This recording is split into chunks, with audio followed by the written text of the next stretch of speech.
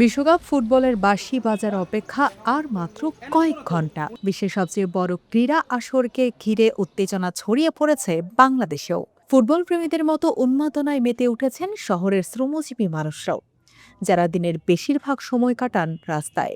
তারাও তৈরি হচ্ছেন প্রিয় দলের খেলা দেখার জন্য। রাজধানীর ব্যস্ত সড়কে প্রতিদিন ছুটে চলে হাজারো রিকশা, মোটরসাইকেল আর ব্যক্তিগত গাড়ি। তাদের ঘাম আর পরিশ্রমে সচল থাকে নগর জীবন। কিন্তু বিশ্বকাপ এলেই এই ব্যস্ততার মাঝেও জায়গা করে নেয় ফুটবল। হ্যাঁ, খেলা দেখা অবশ্যই খেলা দেখা হয়।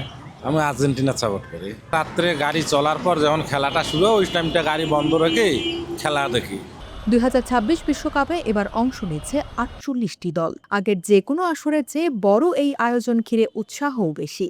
তবে খেলা দেখার আনন্দের সঙ্গে জড়িয়ে আছে বাস্তবতার হিসাবও। কারণ রাতভর খেলা দেখলে পরদিন কাজে প্রভাব পড়ার আশঙ্কা থাকে। খেলা পুরোটাই দেখি, কিন্তু খেলা দেখার পর ওই দিন একটু সকালে লেটে গাড়ি বাইর করি। ঘুমটা বন্ধ হলো, ঘুমটা তো একটু পাড়া লাগবে, তাছাড়া তো রোডে গাড়ি চালান যাবে না।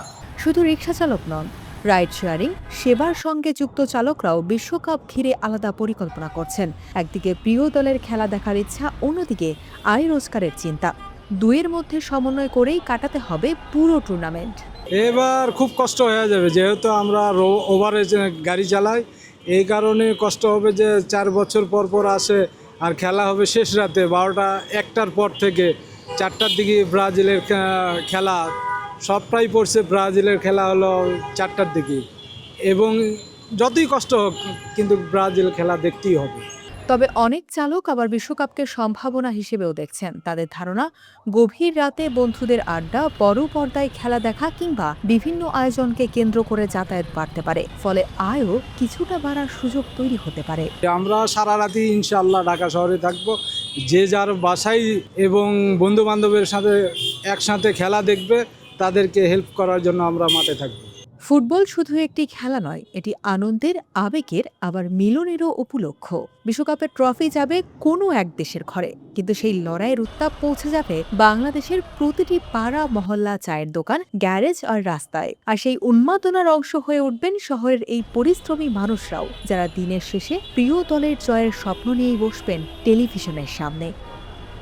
বিশ্বকাপের মাঠ থাকবে হাজার হাজার কিলোমিটার দূরে, কিন্তু এর আবেগ ছুঁয়ে যাবে ঢাকার রিকশার প্যাডেল, মোটরসাইকেলের হ্যান্ডেল আর গাড়ির স্টারিংও। তবে প্রিয় দলের খেলা দেখতে গিয়ে রাস্তার এই কর্মব্যস্ত মানুষগুলো কি কাজ আর আবেগ এই দুইয়ের মধ্যে ভারসাম্য রাখতে পারবেন, নাকি বিশ্বকাপের উন্মাদনায় কিছু সময়ের জন্য থমকে যাবে নগর জীবনের চাকা?